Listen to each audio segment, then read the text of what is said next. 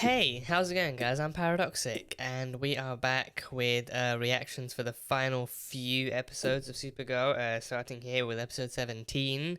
As I'm recording this, the series has officially ended, so now I am pretty much. It's not unusual. It's really not unusual for me. I am once again just kind of playing catch up with the show now.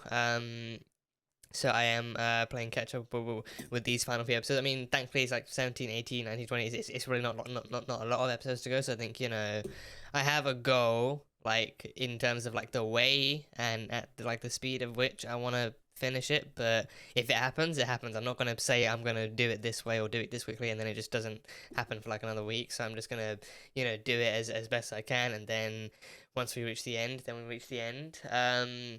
But yeah, no. I have tried my absolute best to stay spoiler free too. I think ahead of the finale, I actually did just kind of like mute everything and did talk to a couple of people here and there about how they felt, and but mostly mixed reviews and everything. But thankfully, nothing spoilery, and I've muted everything related to even now. Like I think until I actually do watch that very final episode, I'm just gonna keep everything Supergirl related on my feeds muted and stuff. I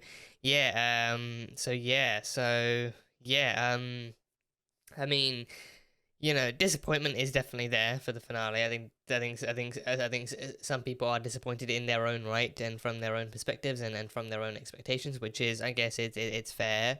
And others are kind of like, I think others kind of found it like somewhat underwhelming, or like it didn't really kind of feel like, like the best ending for a finale, or like didn't really feel like a very like finale type of thing. So mixed reviews mostly, but some people still kind of managed to enjoy it for what it was. So, I'm not really going in with the highest of hopes, like, oh, it's gonna be like the best kind of ending like any show's ever gone. I'm just gonna be like, you know what, like, I'm gonna see how exactly they give Supergirl an ending and how they give the show an ending, and exactly what kind of closure they give the characters and everything. So yeah, but we still got a ways to go. I mean, I've still got a ways to go. Now we're on to episode 17.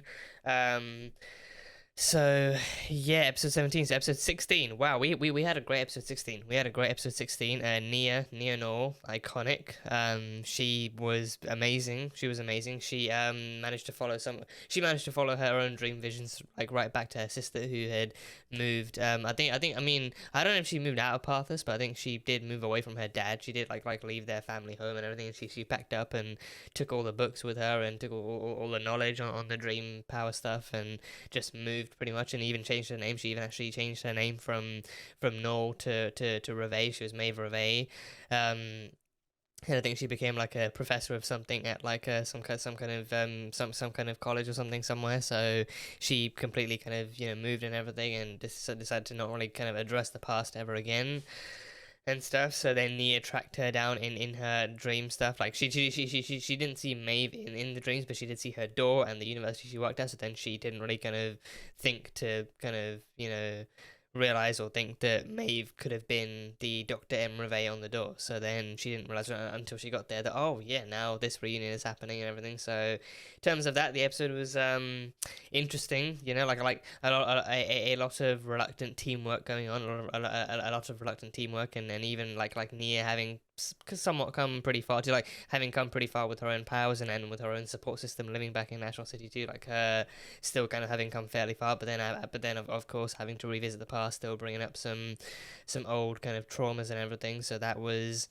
interesting to revisit. So I think it was mostly, like, I think it was like mostly kind of split between some reluctant teamwork, but then also like Maeve actually kind of realizing, oh, Nia's actually come further than I expected, and but I think deep down she still kind of does have that kind of grudge for for Nia getting the powers, and also like for Nia having kept it secret from her too, and her still kind of feeling like her identity was robbed because she trained all her life for these powers, but then she didn't really get them. So that whole thing, and then towards the end she really gave in to her kind of grudge, and she really gave in to her kind of self-pity and external kind of anger towards Nia, and she tried to take the dream totem for herself, but then the law stated the wielder could only be someone of pure heart and mind and sight and all that kind of stuff, which Maeve definitely wasn't. In that moment especially, Maeve definitely wasn't, and she was exposed by the totem. And then Nia dropped beats. Nia dropped some words. She, fully let go. She was like, you know what, I'm done with this shit. I'm gonna,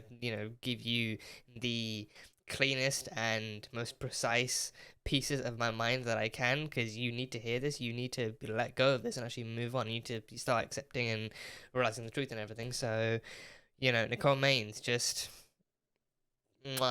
chef's kiss. So yeah, she's amazing. She is amazing, and Nia equally so. So that was a really fantastic episode for her. So I think again, this being final season, I think it actually kind of offered some closure for her and Maeve as well. So it was really fun to see them two being able to go down that path. And then even in the end, Maeve did still apologize. She did still apologize, and actually finally kind of admit to what the truth behind her pain was, and still managed to realize that the pain wasn't so much about Nia, but I mean, a bit about Nia, but mostly about her inability to actually accept the truth and her inability to move on from the ideals she originally grew up with and everything. So it was cool to see that. And then Nia didn't necessarily forgive her, but then she did still give her a second chance to rekindle their relationship again. So that was some cool kind of resolution, like some cool kind of mutual resolution between them to see. So that was fun.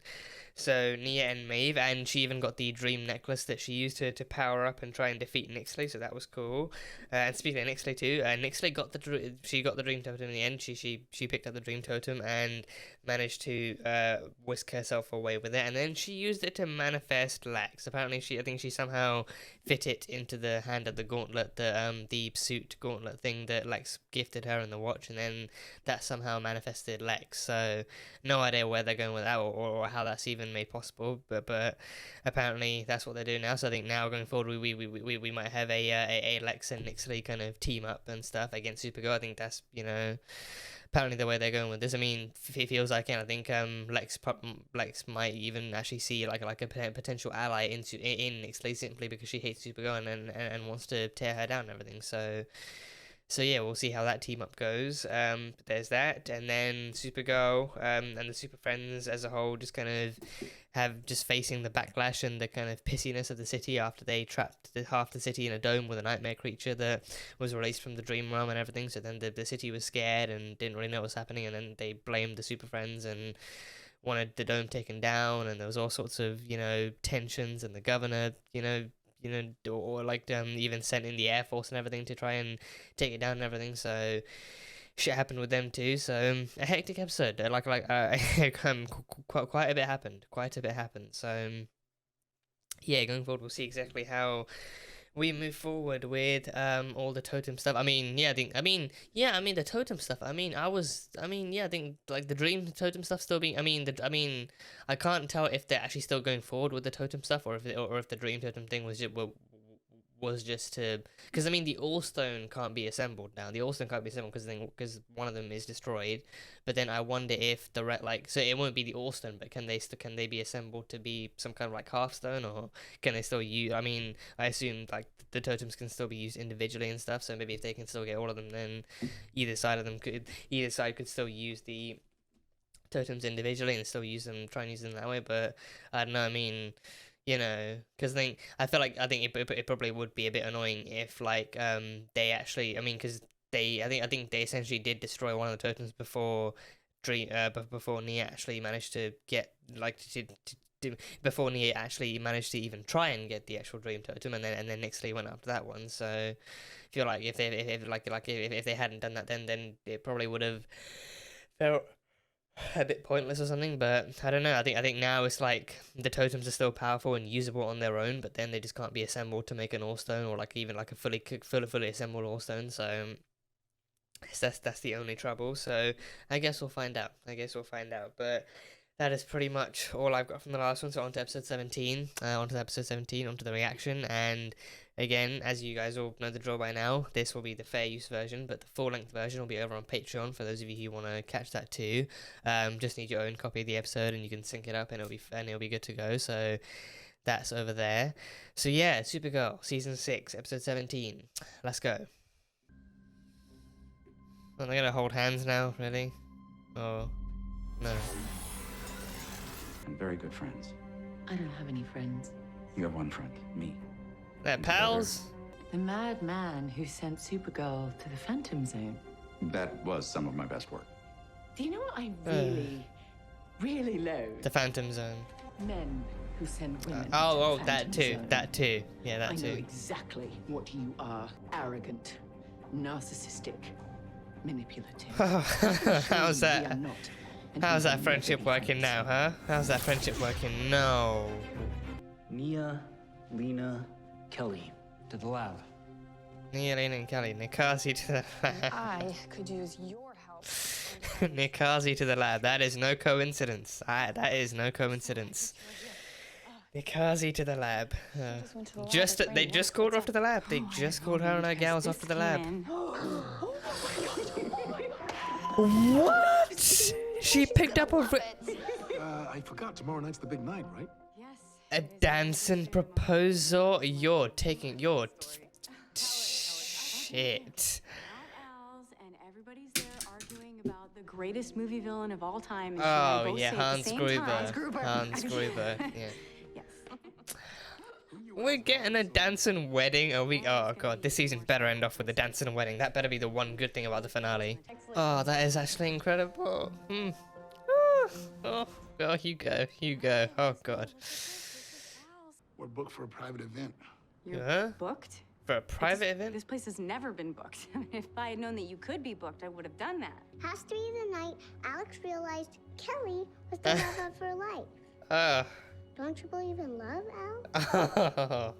Wow. Well, Al, do you believe in the power of love? I'm really sorry, guys. Oh, even Esme fighting for her moms to have that one special night to themselves. Even Esme fighting for it. Oh, damn it. She's the only thing I want. Wait, what? Nixley is the love of my life. What? I'm sorry, what? But when I met Nixley, I knew she was the one.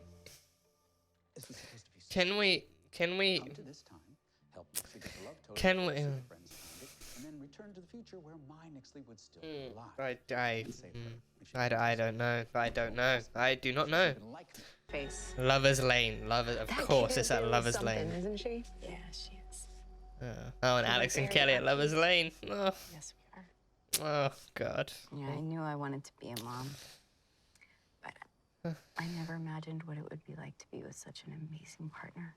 The world may throw us a lot of curveballs, but the one thing that I am certain about is us.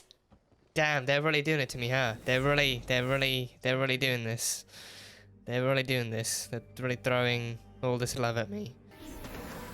Oh, a little circle, a little entrapment circle. Nice. Nice one, Lena. Oh, is he gonna show up? Is Lex gonna try and show up and save her? Oh, Dream Lasso, yes. Oh god, yeah, they're just throwing everything at her.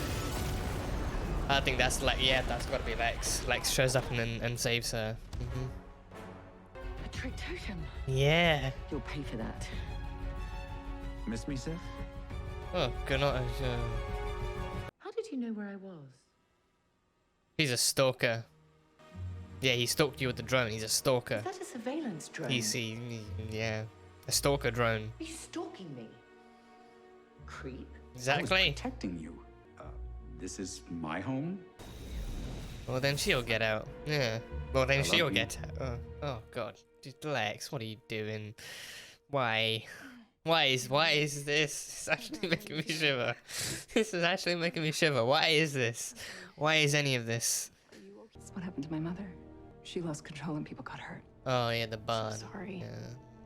Just where Lex is in. And you bring so much more to the team than magic. Yes, And let her you go back to just healed me. making awesome tech. Oh, that was science. Go back to making awesome tech. Build yourself a suit of armor or something.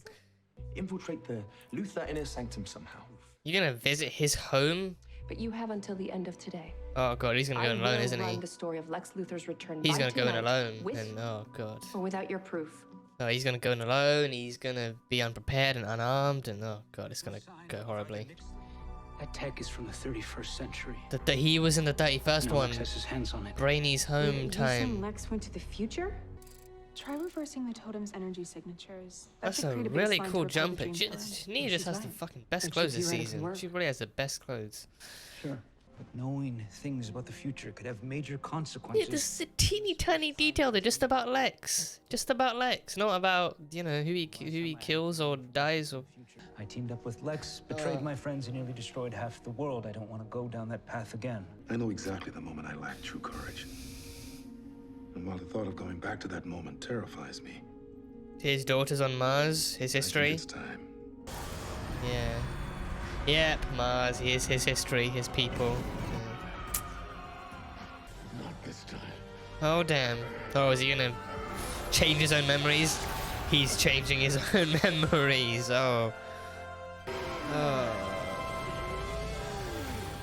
Oh. You have performed admirably. Okay then. He was courageous. He was courageous. He got a totem. He manifested a totem. The courage totem. We used to have matching tracking devices. She got them for her anniversary. Oh, Said you guys had an nothing was more anniversary? romantic than knowing where her Jesus. Lexi was at all times. Lex, oh, can you please stop talking? Please stop talking. Just stop. Stop having lines. Brainwasher. I love Lexi style. Oh no, Good man. that's Forcing a woman disgusting. into loving you is the underpinning of a toxic relationship. Wow, even Lex knows that. Not as much as I love Nixley. She has Oh, made me well, a changed man. He knows it, but I guess, and again, Nixley's the exception. No, just. I hate this. I hate this. You can't just tell a woman how you feel. It scares them off. Maybe coming Or from until you. the super idiots find the love totem for real. Oh, Mitch. Hello, courier minion. They kidnapped Mitch. I need you to deliver some highly sensitive intel to Nixley for me. I was doing research and a book fell on my face. Really? Flat on your eye? Twice. Twice. But I did read Tale of an Object Infused with Love. Oh, the super suit's back. The Lena style super suit's back. Yeah, I love that suit. Love that suit. Oh, oh, oh, whoa, whoa, whoa, whoa, whoa, whoa. Is it working? Is it not working? Probably not working, right? With the devil shots? Not working. No, not working. Oh no. Oh god. Oh, her trauma from the Phantom's come back. Actually, according to lore, there are legends of it disappearing and reappearing throughout history. The totem Maybe seems it to seek out love and be repelled by hate. Well, Yeah. Nixley certainly wants it for hateful reasons. And Nixley hates Lex, so there's also that. The totem's energy is much more effective when used as a weapon. A weapon made of love? Really? Just aggressively loving someone so hard? Oh, I think that's exactly what Lex is doing. Hey, this is the first time you've come face to face with Lex since he sent you there. Oh, that makes sense too. Yeah, it's just first time seeing the guy who actually sent her there. Seeing her two worst enemies, yeah. Oh. Really hard to find hope. They destroyed the Hope Totem, right? I think that was a bad idea. That might have been a bad idea. Kara, you could lose your humanity. So like Red K Kara all over again, like Red Kryptonite Kara, because she was badass and you know other things. But yeah, Red K Kara. He wanted you to be a monster, and there was no one around to pull you back when you went too far. You had no He's canaries, not and now your you family do. anymore. We are. Use that to fuel your magic, and you won't lose control. Oh god, her eyes. Oh, that look of discovery in her eyes. She's finally found her real family. Kelly was engaged before. She did. Her fiance And died. so was I. Yeah. Oh, and Maggie. And the last time that I proposed, it was that relationship just ended. Yeah. You and Kelly have one of the strongest relationships I've ever seen. True. And so if you have love to give it now. It's actually not bad advice. That's really not bad advice. We made many beautiful things together.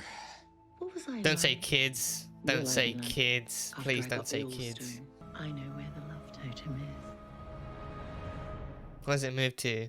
Is it a national city now? Al, I know that you said Because this Alex place and was Kelly are booked, but gonna. Whoa! It was booked by Kelly, wasn't it? It was booked by Kelly. You were the one who booked it? How did you even do this? Oh, that is amazing. William was in on it. Oh, William was in on it. Plan. It's fate. Your passion and your compassion. The way that you fight for people that you love, but you never let it harden you. Just watching The it. Mom's truest falling in love version of again. myself. Oh. Is she gonna propose right here, right now? You are more than my love. Wait, is she proposing right here, right now? Is she doing this right You now? are my perfect match. No, And she's doing the this right now, way isn't my she? soul feels. She's doing this right now. Will you? Okay, no. Wait. They both got Wait. rings. No, I wanted to be the first to do this. Gayest thing ever. They've both got rings. Oh, wait, what? Wait. Oh, crap. No. What is that? That's the love totem. That's the love totem. Oh, you gotta be shitting me. Oh, don't you dare hurt that kid. Supergirl, come on. Oh, no. Oh. Oh, nice. Nice. So much nice. Oh, God. They've ruined a potential Dansen proposal. I hate them both. I hate them both. Oh, oh no, oh no, oh no, he saves her.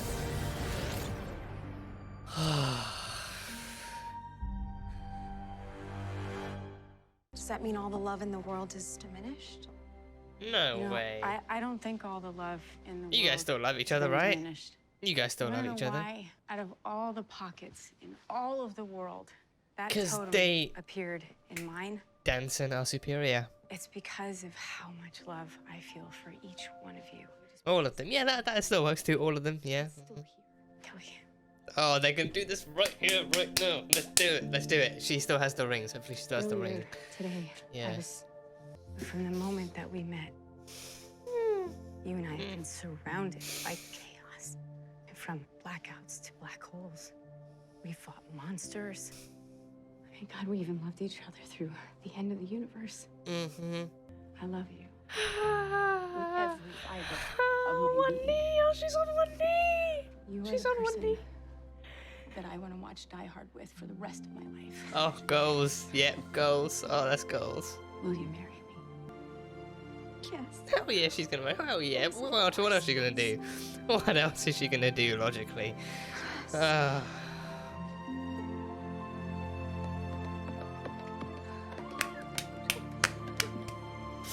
Oh, I'm so happy right now.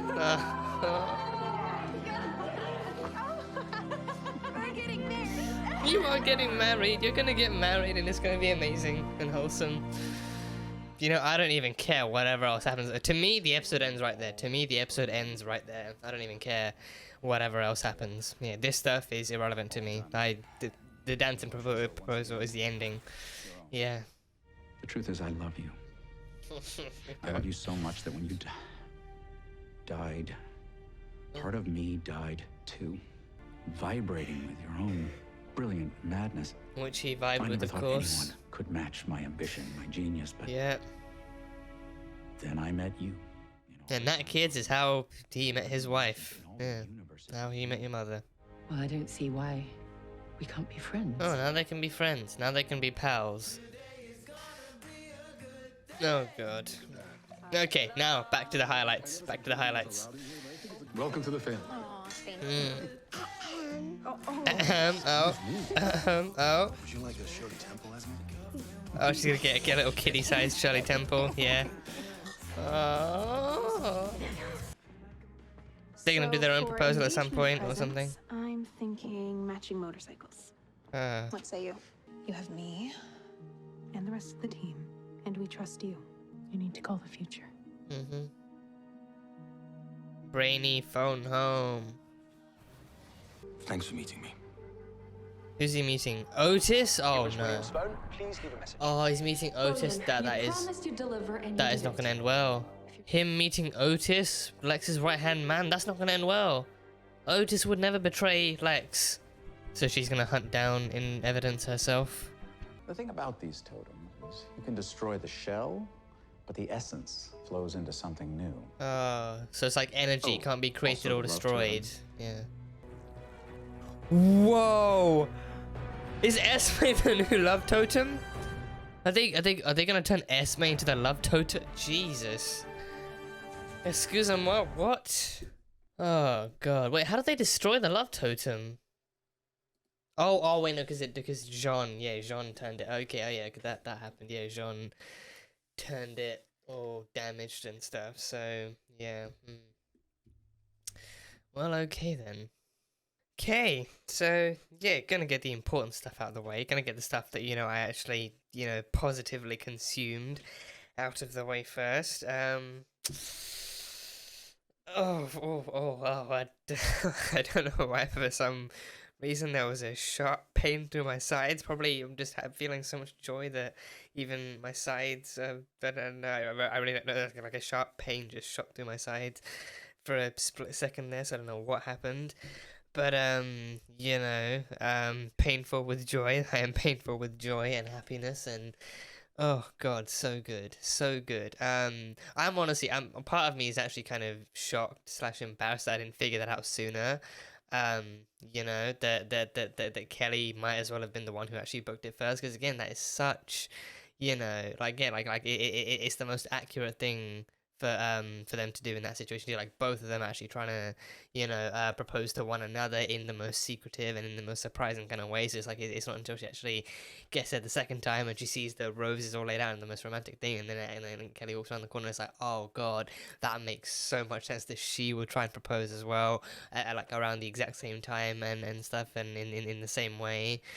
It made so much sense. It made so much sense. It's the gayest wedding proposal ever. Just both of them actually trying to propose at the same time. So that was just one. That was just one. I think that was. I don't even know if that would be the. I think that could be considered the cherry on top. Maybe, just maybe. But either way, it's accurate and it's wholesome and it's pure as hell. So that was good. But yeah, we got a Dansen proposal.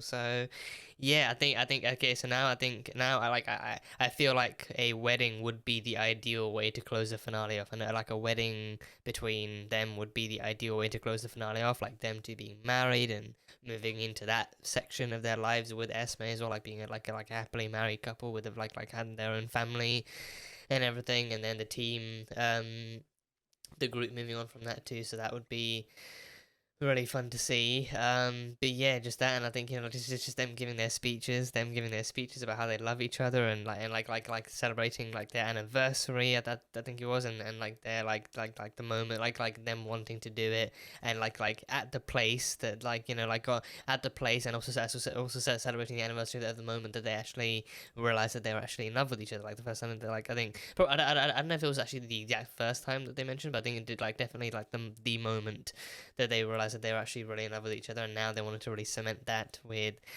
some good old marriage, which is awesome. It's just god, it's just so good. It's so good. So yeah, just a dancing proposal. So I think again, yes, I can definitely just Jesus Christ. Okay, that wasn't supposed to happen. So yeah, I can definitely kind of see them actually working their way up. I mean, I feel like it's still with that, like that is still gonna be somewhat, because I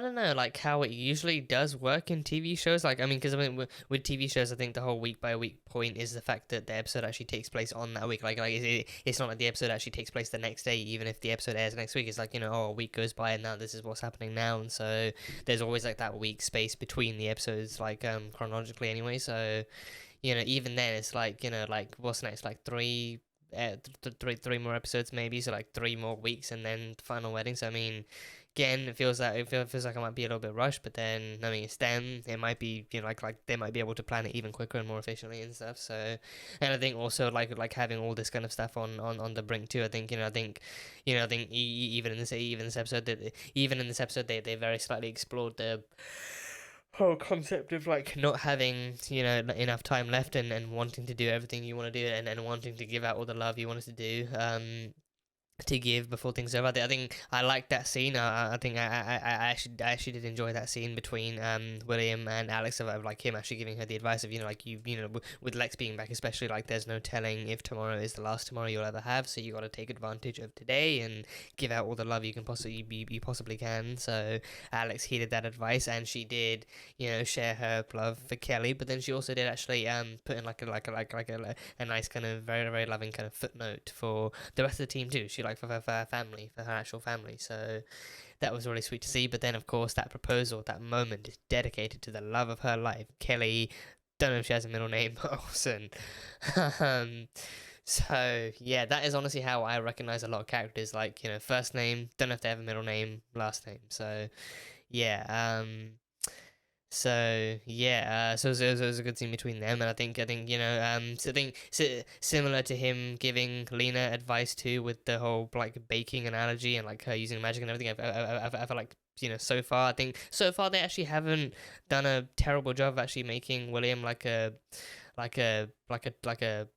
tolerable character. Like I think you know, he's, you know, like I think now he's actually, I think his main focus now is actually, you know, obviously being better with the Super Friends and actually writing articles about them. But then he also is there, like, I mean, he's there off the record anyhow, but then he's also still there, like, you know, he's still there like off the even further off the record to offer some more personal advice and do what he can to help them and stuff like that. So I think seeing that kind of more human aspect is really fun, so that was cool. But yeah, so yeah, and I think even at the end, like Dansen and Esme were actually looking at like I think like a bridal dress magazine too. So I think now they're gonna be picking out wedding dresses too. So I think, you know, I mean, with this, like in this case, it being like a bride and a bride, I don't know if the whole thing. I mean, I don't even know where that superstition thing came from. Like, oh, like the bride and groom can't see each other like before they actually walk down the aisle or anything. So I think, I don't know if that would happen, if that would occur here, if they can actually still pick it, like if they're gonna end up picking out each other's dresses or something, you know, or if like one of them is gonna be wearing a dress and the other one's gonna be wearing a suit. I feel like Alex might be wearing a suit. I definitely get the feeling Alex might be wearing a suit. Might be, because I feel like I think. I definitely feel like they could both rock a dress. I definitely feel like they could both rock the classic kind of frilly dress or even non-frilly dress or whatever. But I feel like, I don't know. I feel like Alex would actually try and go for like the actual power move and actually go for like a suit, like a fully white suit, and then Kelly would go for a dress or something. So I don't know. But either way, you know, they could go the way of actually, you know, like picking each other's dresses and clothes out for them, and then even Esme just kind of, you know, like Esme this entire episode is just like, you know, the fandom just endlessly and just, you know, irresistibly just like admiring and gushing over her moms from afar, and just, you know, just watching them fall in love all over again and watching them get married and get engaged and all that kind of stuff. And I think she damn well better be a flower girl. She damn well better be like the main flower girl at that wedding, because she's gonna completely nail that role. But yeah, that's, yeah, just wow. Yeah, I already have like some good feelings about the end. Like if, like, you know, what's in store, if what I think is in store because I think you know, I know for a fact that they're not silly enough to actually try and shove it into the next episode and then leave the last episode to something else. And I know they're not silly enough for that, but you know, I think again, like a wedding, a big, huge, momentous event, like a climax like that would be ideal for the finale. So I feel like that may well be what happens in it. So eagerly looking forward to that. Very eagerly looking forward to that. Like to seeing some, you know, like Dansen on their golden day, on their golden, shiny, yeah, momentous, very, very loving day. So it's gonna be amazing seeing like their story not even ending, but just reaching that kind of like a point and being like, you know what, you can now you can continue their story. Like now fans can continue their stories in their heads through their own fan works and everything, through like through their own creativity. Like, but you know, like you know, screen wise, the story ends with like the story actually takes like a stopping point with them being married, and then, you know, like happily ever after. Dansen gets their happily ever after, which is nothing more than what they deserve. It's nothing more or less than what they deserve. So, oh God, I'm not ready for the finale. I'm not ready for that finale. I'm not. But yeah, they proposed. It was super cute, super duper fucking romantic.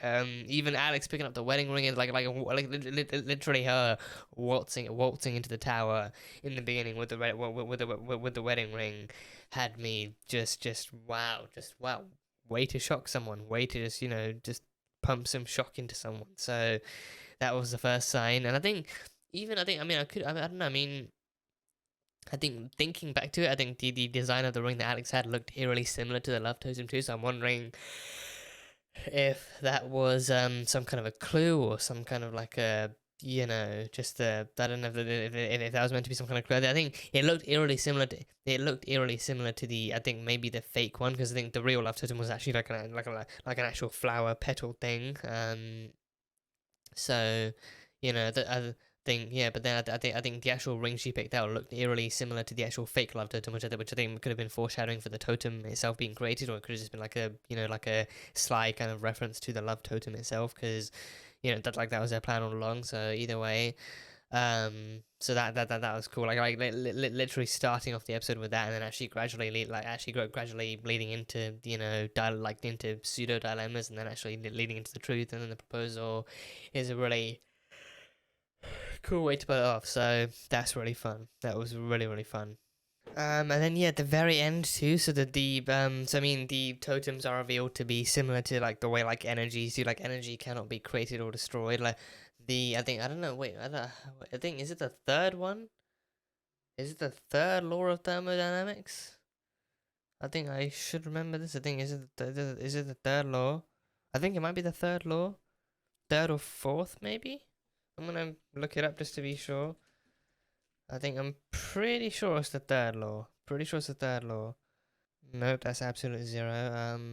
Or was it the first law? Maybe I think it might make more sense for it to be the first law. Yeah, the first law. Yeah, the first law of thermodynamics states that energy can neither be created nor destroyed, only altered in form. Yeah, so yeah, my lovely children, my lovely babies at, you know, Fitzsimmons over on Shield, are very loud advocates for that kind of thing. So, you know, those two adorable nerds are the ones who actually reminded me of this way back in season 1 and season 3, 4. Season 1 and season 4 definitely. I don't know if it's season 3, but season 1 and season 4 definitely. But yeah, no, Fitzsimmons are the ones who reminded me of that. So I mean, I knew.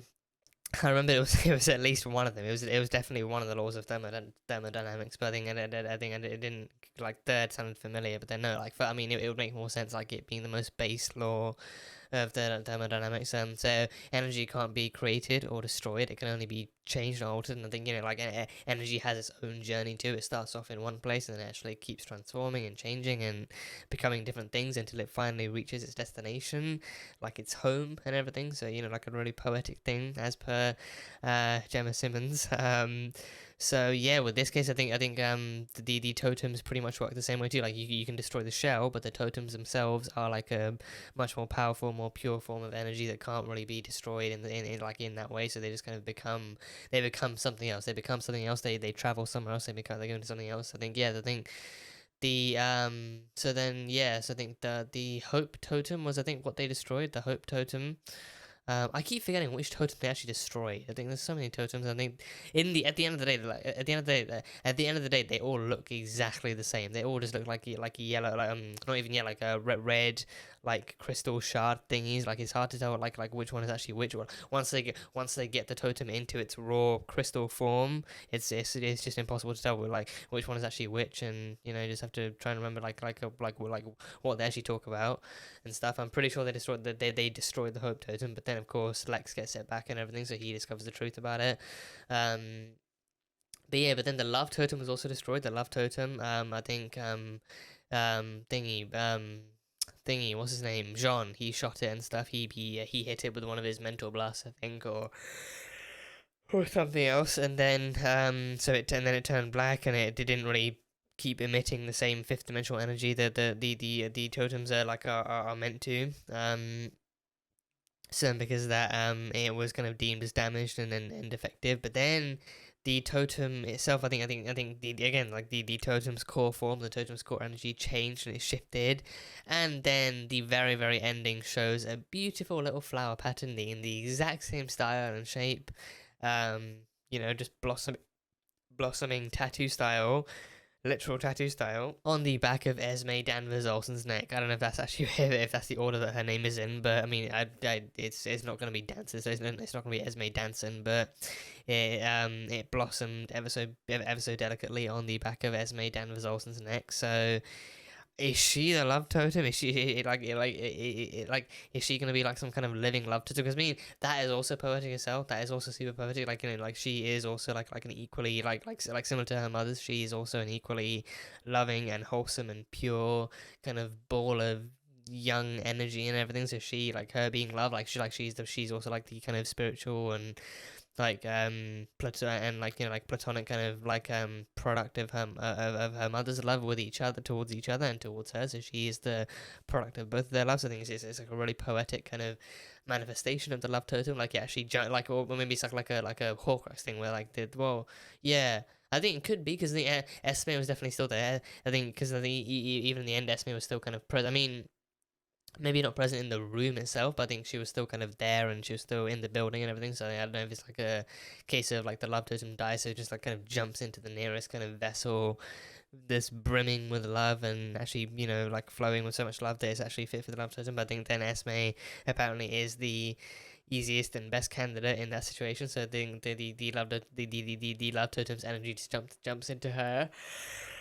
So Esme is the new love totem. Esme, a living, I think a Dorillion, was that what they called her? I think like a Dorillion or something, or like a Corellian. I think I don't know. She's not human. She's not human. So she is the non-human embodiment now of the love totem, which is going to be a super interesting thing to explore, to see if they actually find that out and how it gets expressed and how that gets explored. Like if she's just like, I mean, because she's already really lovey-dovey, like she's already generally kind of like loving and like very very kind of outgoing with her moms and with the team and everything. So I keep hitting this. I need to get I need to get a smaller pop filter. But yeah, anyway, so yeah, she's already that way with the rest of the team. So I do wonder maybe if she's gonna go even more overboard with it, and it's gonna be some kind of suspicious thing because like that they're gonna explore, or maybe if it's gonna be like, you know, I don't know. Or maybe if she just starts talking about love in kind of surprising ways, and they kind of feel like they want to investigate that or something. So I don't know, like if or how it's gonna manifest in her. Because then the story is going to change in a way that like they need to protect her more than ever, because now she is the new love totem. So that means that, you know, like Nixley and Lex could be around any corner. Like they're going to need to put that poor girl into witness protection mode or something. They're going to need to put her into some kind of WITSEC program and keep her far away from all this, and you know, but then keep an eye on it, because then she would be the love totem. So then they'd be tracking her, and then if they ever found out, if they ever actually found out it was her, then they'd be tracking her and everything. So, you know, and I think Lex, Lex literally sent Otis to burn down a kid, like a hospital full of kids. So I think he is toxic and psychotic enough to actually still be willing and be able to harm kids. So if he so much as like blows away a single strand of her hair, he will have hell to pay at the hands of both of her mothers. They will, you know, Kelly coming in, knocking his knees out with the shield, and Alex doing a somersault over her and just fly kicking him in the chest, and he goes flying back. Like, he's gonna be the best and badassest, most badass kind of tag team that this show has ever seen. It's going to be the best tag team this show has ever seen. So I kind of want to see that, but then again, I want to see that happen just generally. I want to see it happen as the result of like a general fight scene, like not specifically because he actually did try and hurt Esme, but just because a fight scene just so happens to be happening. Like he's in the area, they're in the area, it's natural, and then they fight, and then that happens. Like, you know, you know, shield to the knees, and then somersault, and boom, and then he's through the wall, and happily ever after and everything. But yeah, no, so yeah, Esme is the new love totem. So that is going to be a super interesting thing to explore. So I think this would be their first kind of living totem too. I think the first living kind of totem of the All-Stone as well. So yeah, we'll see how it goes. And I think now onto the more kind of flabbergasting and confusing and most what the actual fuck parts of the episode. I honestly don't even know how to approach this. I honestly don't even know how to approach this, how to start talking about this. I don't. I'm actually lost for words. Like, just thinking about it makes me shiver. Having to hear about it makes me shiver. It's just, oh god, just there's so many things about this. Just, make me confused. And I'm also just like, why? I want to know a reason, but it's like I don't know any reason that would actually be able to be plausible enough or actually manage to successfully justify this. Like, this is just the most this is the most out there. Like, this is thinking outside the box, but then pressed right up against the box too. This is actually, you put yourself outside the box, but then you're pressed right up against the wall and you're forced to come up with ideas and stuff. Like, we have 3 episodes, or like 3, maybe 4 episodes left of the entire, like, I think 3. This is 17, so 18 and 23 episodes left of the entire season, and their big surprise is a love, like an actual romance between Lex and Nixley.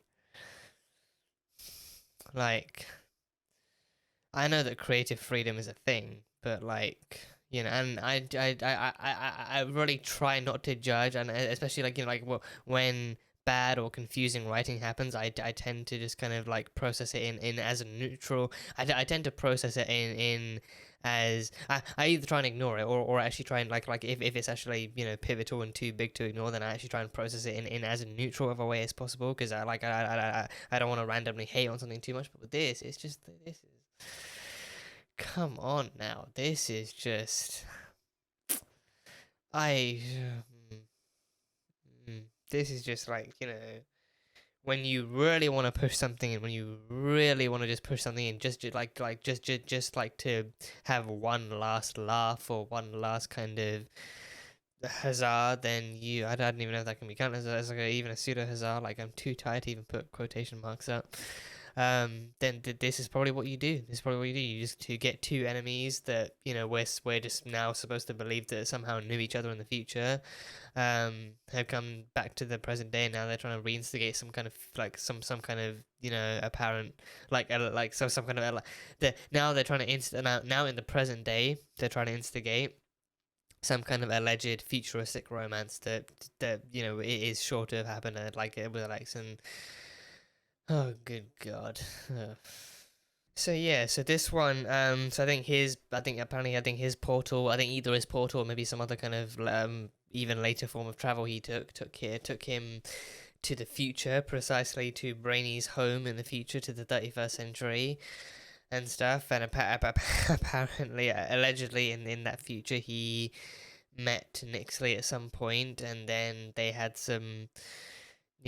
Palling up, like, some time palling around together, being friends, and then apparently that allegedly that friendship blossomed into a relationship, and he apparently felt love for the first time in however long, and he didn't even believe that was possible. Like, that's just the least of the least of the problems here, but just so.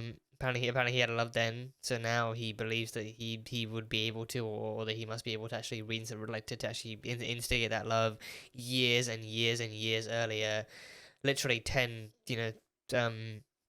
centuries beforehand, in the past and everything. So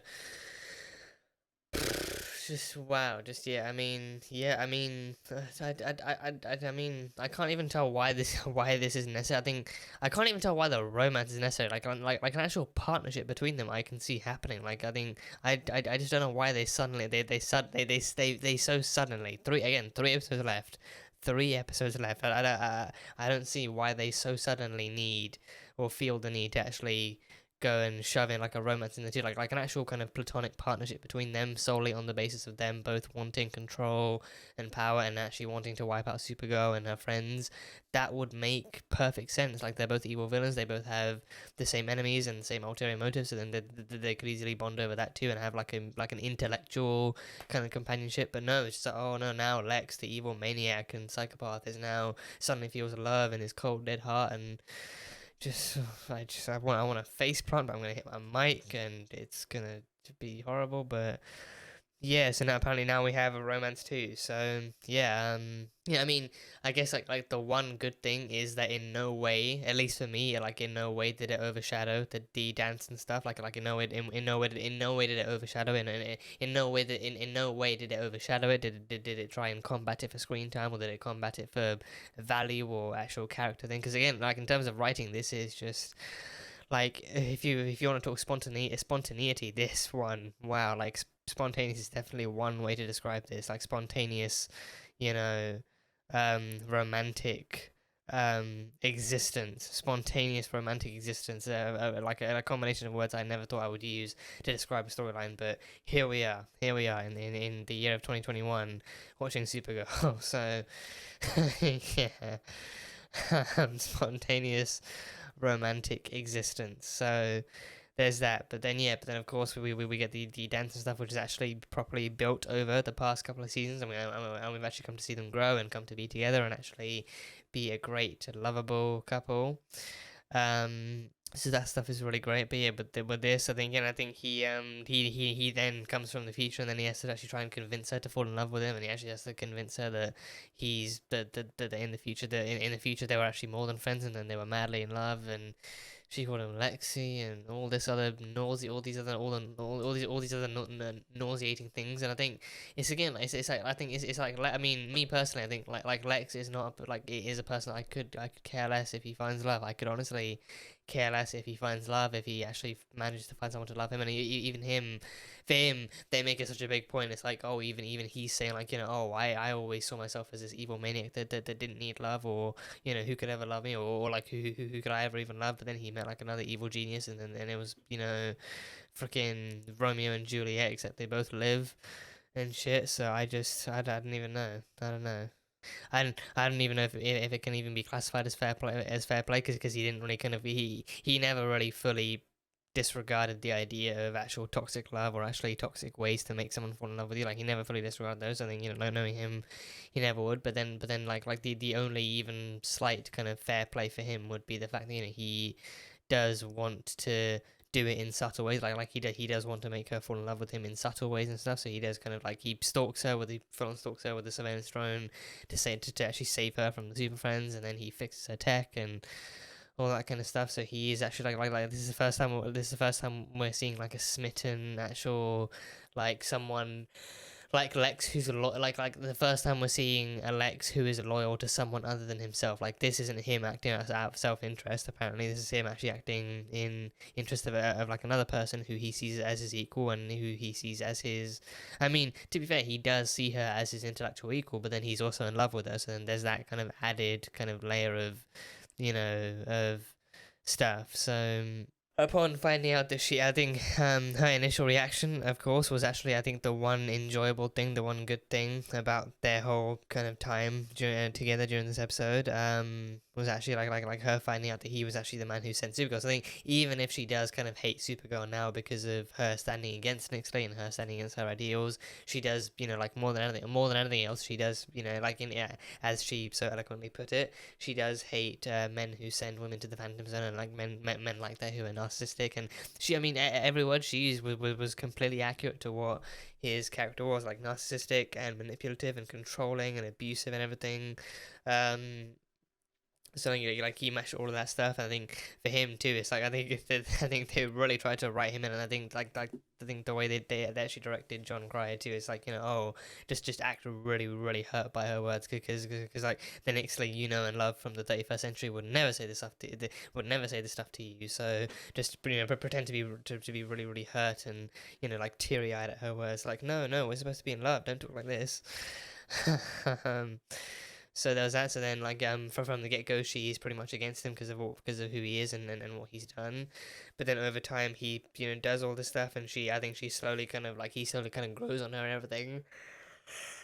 And then by the end, he brings her the resurrected totem and stuff, and actually even fixes her tech using tech that they used and built in the future too. So there's that. So by the end of it, she is at least willing to work with him. I think, you know, like, she even says, like, you know, oh, like, I'm not in love with you, or anything. Like, if you're in love with me, then I can't control that. But I think I'm not in love with you. But I think, like, I guess we could kindle some kind of like a friendship together and actually see where it goes and everything. So I think, you know, like, because of his resources and because of his kind of willingness to help her in like a completely kind of selfless kind of way, then she's actually willing to kind of give that a go and see where it leads them. But I don't know. I do not know. Just, yeah, I'm honestly, it's tiring. It's tiring to think about. But yeah, apparently now in the final few episodes of Supergirl, the writers have decided to give Lex like some semblance of the emotional capacity for love, and they're putting it to use straight away too. They're putting it to use straight away.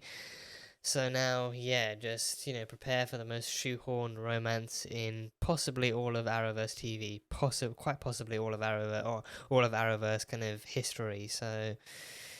Yeah, Nixley and Lex. I'm not even gonna bother coming up with a ship name for them. If you want to do it, then that's like more power to you. But I'm not gonna bother even trying to come up with any kind of OTP pairing for them or like a name for them. So Nixley and Lex, yeah. And I think a pretty good exploration of like a bit of Lena's trauma too, like Lena seeing Lex back in that same spot too, and actually seeing him back, kind of bringing back the rage in her and starting like that fire. I think I'm gonna have to go back and see where the fire was because I actually didn't see a fire.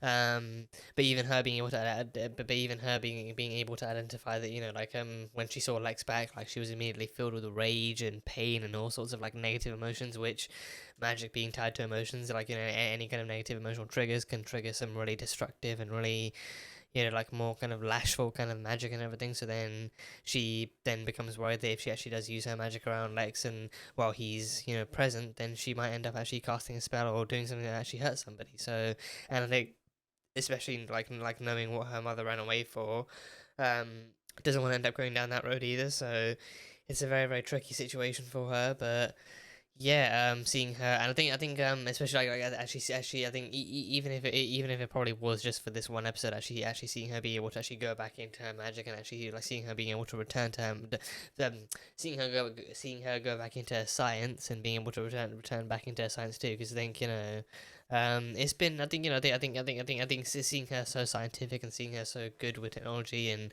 medicine, all these different kind of things, was actually like one of the things I actually grew to love about her character. The fact that she's so grew to love about her character, like the fact that she's so intellectual and resourceful and so skilled with all sorts of inventions and all these different kind of tools and everything. So I think like the magic was a cool touch, but I think actually seeing her being able to revert back to science and doing things that way, even temporarily, was still kind of semi cool. But I think it would be cool if she could actually if she like I've seen fan art of Doctor Strange wearing the Iron Man armor.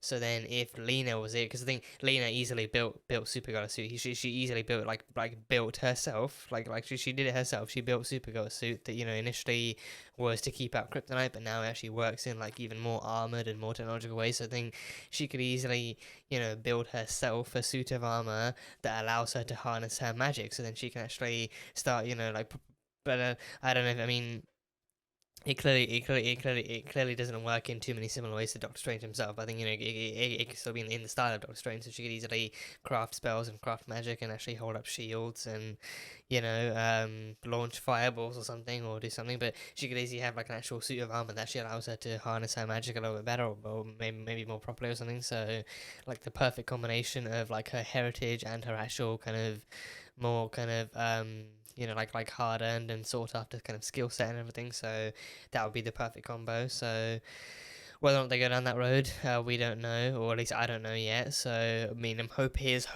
here is absolutely hoping that is the road they go down. But I think Lena has been known to be extremely qualified with her science and with her technology and everything. So she is an extremely capable woman with or without the magic. So I guess going forward we shall see. But I think I think it was a good enough reminder that her magic is also still kind of extremely capable of being volatile and uncontrollable and stuff. And the fact that and the fact that she still doesn't really have complete check of her emotions with Lex around, that he's just that kind of powerful and domineering of like a figure that if he walks into a room, then everyone who hates him will immediately figure like everyone who hates him or has something against him will immediately feel like the rush of like anger or pain or sadness or fear or something like something negative. So but yeah, not sure. I think there was Brainy too. Brainy kind of being afraid to call the future because he knew that Lex had been underground, but in the 31st century, so he knew that he could contact his Legion friends in the future.